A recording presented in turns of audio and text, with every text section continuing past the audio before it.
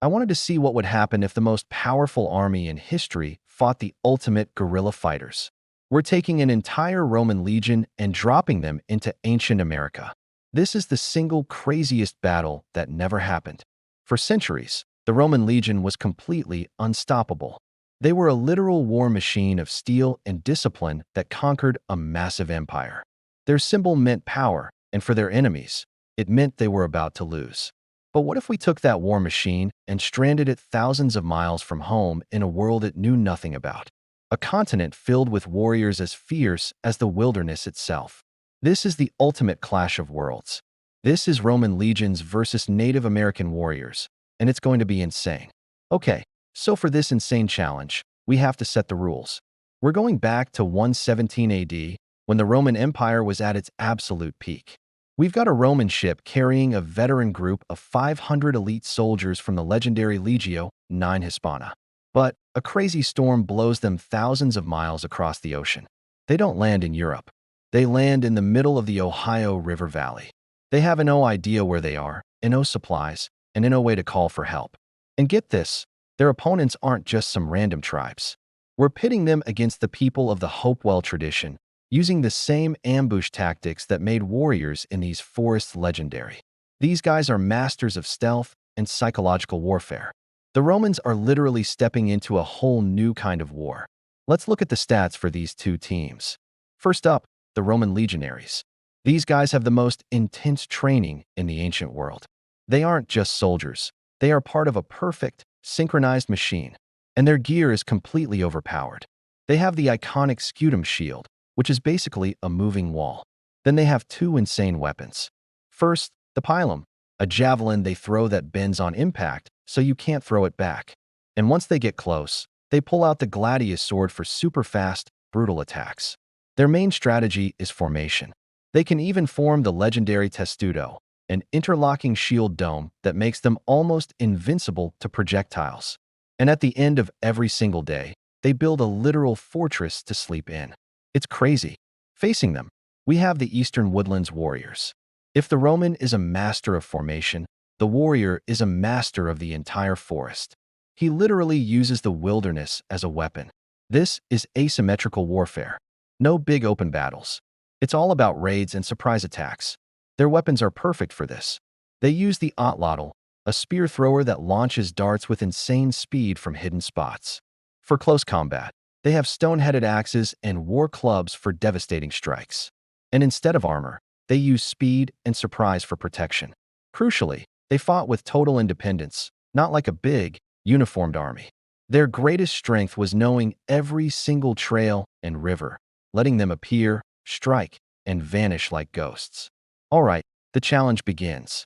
Our 500 Roman soldiers push into the forest. Their goal is to find a safe spot and survive. The Roman commander marches them in a super tight formation, but their scouts are completely useless here. The forest is just too thick. The air is quiet. Way too quiet. What they don't know is they are being watched. For days, unseen eyes track their every move. The woodland warriors see the Romans' shiny armor and slow marching columns, and they spot a huge weakness. These guys are loud, slow, and have no idea where they are. So the warriors set up a massive trap. They're not going to attack the Roman fortress. They wait for the Romans to cross a stream in the middle of the forest. The second the Romans get into the water, their formation breaks. The men are trying not to slip, and their giant shields are totally getting in the way. And then the forest erupts. A storm of atlatl darts rains down from everywhere. The sound is terrifying. Not a single army roar, but hundreds of individual war cries echoing from all directions. The first volley is devastating. Men in the water are getting picked off one by one. The centurions are screaming, trying to get everyone back into formation, but it's total chaos. Warriors are now darting out from behind trees, attacking, and vanishing before the Romans can even react. A centurion gets taken down by a stone-headed axe. The psychological impact is insane. These aren't soldiers in a line, they're ghosts. The Romans are fighting two enemies, the warriors and the forest itself. They can't charge an enemy they can't even see.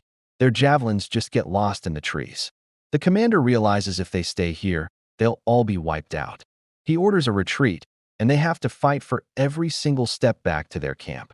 The Romans barely make it back to their camp, but they are completely wrecked. They lost almost a third of their men. They only won because they didn't all die, but it's a huge defeat. They learned a terrifying lesson.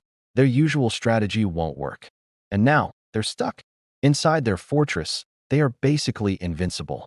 The native warriors have no way to break through those walls. But the Romans are prisoners in their own fort. If they try to leave to find food, they get ambushed. The legion is stuck, and the warriors just flow around them. They can't control the forest, only the tiny piece of ground they're standing on. But you can't forget, Romans are famous for adapting. They would start to change everything. They'd probably ditch the heavy armor on patrols, use their own stealth tactics, and learn to fight in the woods. They would try to force a fight in an open field by clearing all the trees around their fort, creating a massive killing field where their formations would dominate. And they'd use one of their oldest tricks, diplomacy, trying to turn one tribe against another. This is just the first encounter, but this war is far from over. The Romans were survivors, but so were these warriors. So I want to know what you think. What's the next big brain move the Romans have to make to survive? Let me know in the comments right now what strategy you would use. So, after all that, who actually wins this challenge? In a single ambush in the forest, the Native American warriors win. It's not even close. Their guerrilla tactics in the deep woods are the perfect counter to the Roman army on the move. Just like the Battle of the Teutoburg Forest, it would be a total disaster for the Romans. However, if the Romans could ever force a battle in an open field, it would be an absolute slaughter. The raw power of the legion, the shield wall, and the methodical gladius would just overwhelm the lightly armored warriors. But the real question isn't about one battle. It's about the long run. A full Roman conquest of North America would have been literally impossible.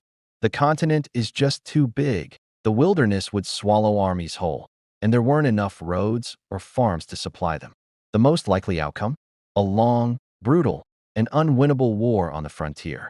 The Romans might hold a small piece of land on the coast, but they would never conquer the continent.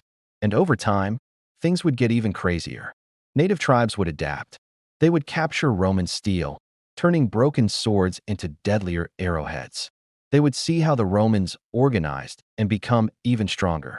In the end, the Roman war machine would have finally met its match. Not in a rival empire, but in a rival philosophy of war, one so tied to the land that to beat the people, you'd have to conquer the entire continent first. And that was a war even Rome couldn't win.